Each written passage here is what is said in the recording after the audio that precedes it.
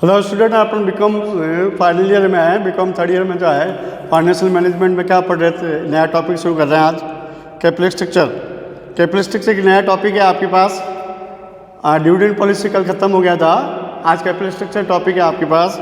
और इस capital structure में अपन पढ़ रहे हैं कि कंपनी को जो पैसे की जो रिक्वायरमेंट है, फंड की जो रिक्वायरमेंट है, वो फंड और पैसे की रिक्वायरमेंट पूरी करने के लिए जो है उस पर साथ ऑप्शन होते हैं।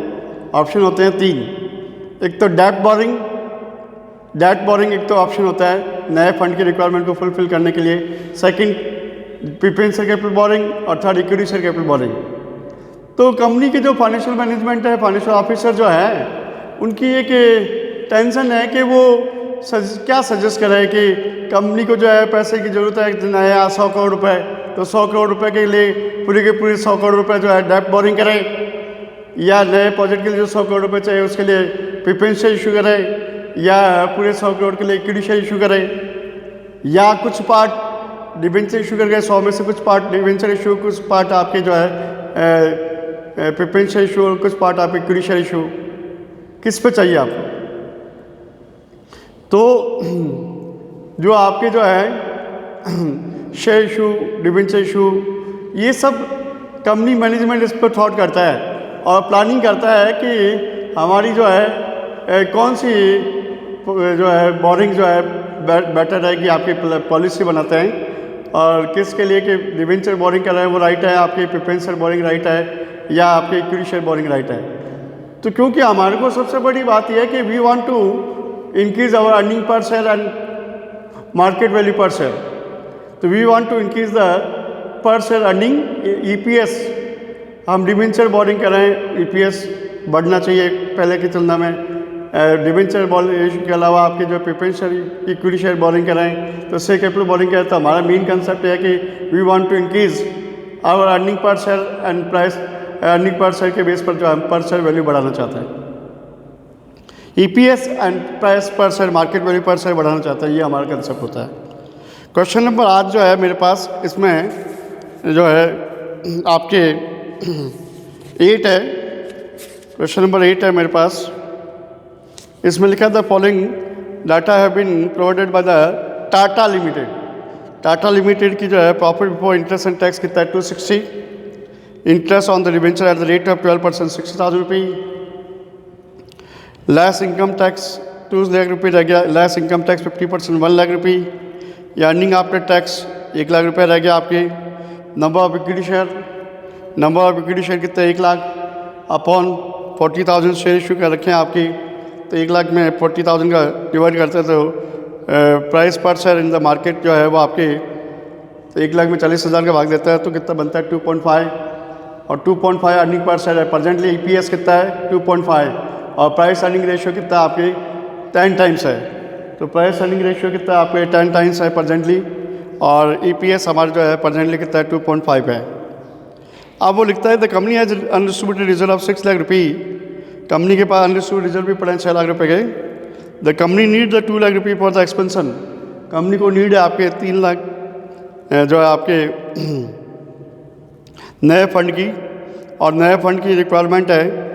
और द सेम रेट, उससे 2 लाख रुपये जो एक्सपेंशन आप यूज़ करेंगे, the amount will be yield the same rate as a fund already employed. और उस 2 लाख रुपये से आप एक्स्ट्रा जो कमाएंगे उसी रेट से कमाएंगे जो प्रेजेंट में आप कमा रहे हैं। प्रेजेंट में कमा रहे हैं 2,60,000। EBIT कितना है प्रेजेंट में 2,60,000 है। और प्रेजेंट में आपकी कैपिटल स्ट्रक्चर कितना है 40,000 शेयर 25 रुपये पर शेयर, 40,000 to 25 10 लाख। और 5 लाख का 12% कितना हो गया आपके, 5 लाख का 12% हो गया आपके 12% से डिबेंचर इशू है 5 लाख रुपये के। 12% के इंटर इशू है आपके डिबेंचर 5 लाख के। तो इक्विटी वैल्यू हो गई 40,000 to 25 और 10 लाख 5 लाख के डिबेंचर 15 लाख हो गए आपके। और नए फंड की रिक्वायरमेंट आपके 2 लाख रुपये। अब 2 लाख रुपये की रिक्वायरमेंट है, 2 लाख रुपये की रिक्वायरमेंट है नए फंड से। और the company will yield the same rate of profit, यानी कि 2,60,000 कमा रहे हैं आप कितने में 15 लाख पर। अभी प्रेजेंट से 15 लाख है, ये 15 लाख में कमा रहे हैं 260। और 15 + 2 हो जाएंगे 17 लाख हो जाएंगे। 15 + 2 कितना हो जाएंगे 17 लाख। और 17 लाख पर आप कितना कमा लेंगे 294,667। 294,667। ठीक है। 294,667 हो जाएंगे आपकी न्यू EBIT वैल्यू। इसके बाद एडिशनल फंड जो हमें 2 लाख रुपए चाहिए, उसके लिए हमारे पास 2 ऑप्शन हैं। ऑप्शन 2 है, you are informed that the additional borrowing will be push the price earning ratio down to 8 and the raise the interest rate amount additional borrowing 14%। अगर आप 2 लाख रुपए जो नए फंड के लिए चाहिए, वो 2 लाख रुपए अगर डेट बोरिंग करते हैं तो नए डेट बोरिंग पे इंटरेस्ट पे करना पड़ेगा 2 लाख पे 14%, 2 लाख पर 14%, 2 लाख पे 14% इंटरेस्ट पे करना पड़ेगा। और साथ ही साथ प्राइस अर्निंग रेशियो भी चेंज हो जाएगा आपकी, वो 10 टाइम्स की जगह कितना हो जाएगा, प्रेजेंट में 10 टाइम्स है, उसकी जगह कितना हो जाएगा, 8 टाइम्स हो जाएगा आपके। ठीक है। If additional fund are raise by the issuing equity share at ₹20 per share, अगर आप इक्विटी शेयर इशू करना चाहते हैं 20 रुपये पर शेयर से, तो 20 रुपये पर शेयर से इक्विटी शेयर भी इशू कर सकते हैं आप। ठीक है। तो न्यू EBIT जो है आपके 260/15 लाख इंटू 17 लाख, 260% है 15 लाख पर, तो 17 लाख में कितना हो गया, 294,667, 294,667। तो 294,667 ये न्यू EBIT है आपके। इंटरेस्ट ऑन डिबेंचर पहले कितना है, 12 लाख पे 12% से 5 लाख इशू किए हुए हैं, 5 लाख के डिबेंचर भरेंगे 12%, प्रेजेंटली अभी इशू कर रखे हैं आपने ऑलरेडी पहले से ही 5 लाख के 12%, 60,000 रुपये तो इंटरेस्ट उस पर हो गया। और नया बोरिंग कर रहे हैं आप 2 लाख के, वो 14% के रेट्स के हैं, तो 2 लाख के 14% और जोड़िए आप। ये 5 लाख के तो पहले से इशू है आपके 12%, 60,000 हो गए, और 2 लाख के नए इशू हो गए आपके, 2 लाख के 14% और जोड़िए आप। 2 लाख के 14% कितना हो गया, नया बोरिंग 2 लाख के 14%, 28,000, तो 28,000 नए बोरिंग की कॉस्ट हो गई 2 लाख की, और पहले ओल्ड की 5 लाख इंटू 12%, 60,000, 88,000 हो गए आपके। इधर इक्विटी कितना है आपके, अगर हम इक्विटी शेयर इशू करेंगे 2 लाख, तो इंटरेस्ट ओल्ड इंटरेस्ट तो पहले से 5 लाख या 12%, 60,000 रुपये वही पे होगा, वही पे होगा। ये 28,000 तो आपने इशू किए हैं क्योंकि आपने इक्विटी शेयर इशू किए हैं।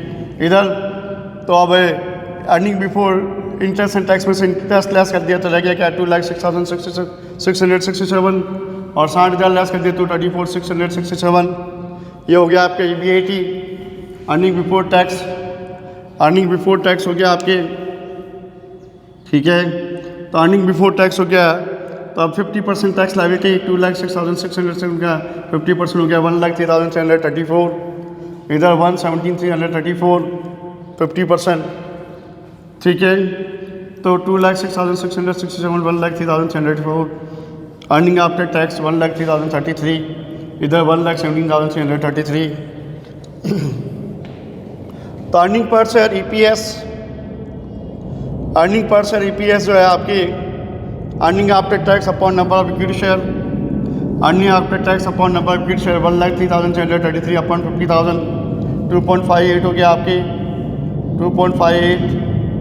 2.58 हो गया आपके। फिर 1,17,733 अपॉन 40,000, 2.346 हो गया आपकी, 2.346 हो गया आपके। तो 2.58 into 8 times earning ratio into 8 है आपके 20.64, और 2.346 इंटू 10 टाइम्स कितना हो गया आपके 23.46। ये आपकी पर शेयर वैल्यू हो गई EPS into price earning ratio, EPS into price earning ratio के हिसाब से पर शेयर वैल्यू हो गई आपकी। तो बेटर तरीका कौन सा रहा, इसमें अर्निंग पर शेयर कितना आपके 2.58 है, इसमें 2.346 है, लेकिन पर शेयर मार्केट वैल्यू इसमें कितनी 20.64, क्योंकि इस टाइम्स है प्राइस अर्निंग रेशियो, इसमें 10 टाइम्स है आपके, इसमें 23.46। तो I think it is better option है आपके। कौन सा option, new equity share issue कीजिए कि उससे मार्केट वैल्यू पर शेयर कितनी बन जाती है आपकी 23.46 हो जाएगी, जब से हो जाती है, जबकि 20.64 ही होती है डेब्ट बोरिंग करते हैं। तो बेटर तरीका कौन सा हुआ आपके, न्यू इक्विटी शेयर बोरिंग कीजिए आप 2 लाख रुपए के मार्केट वैल्यू के हिसाब से। पहले आपके 40,000 शेयर इशू है, पहले कितना आपके 40,000 शेयर इशू है, और नए शेयर इशू करेंगे आप, तो नए शेयर इशू करेंगे आप जो है आपके 10,000, तो 40,000 प्लस 10,000 50,000 शेयर इशू हो जाएंगे आपके।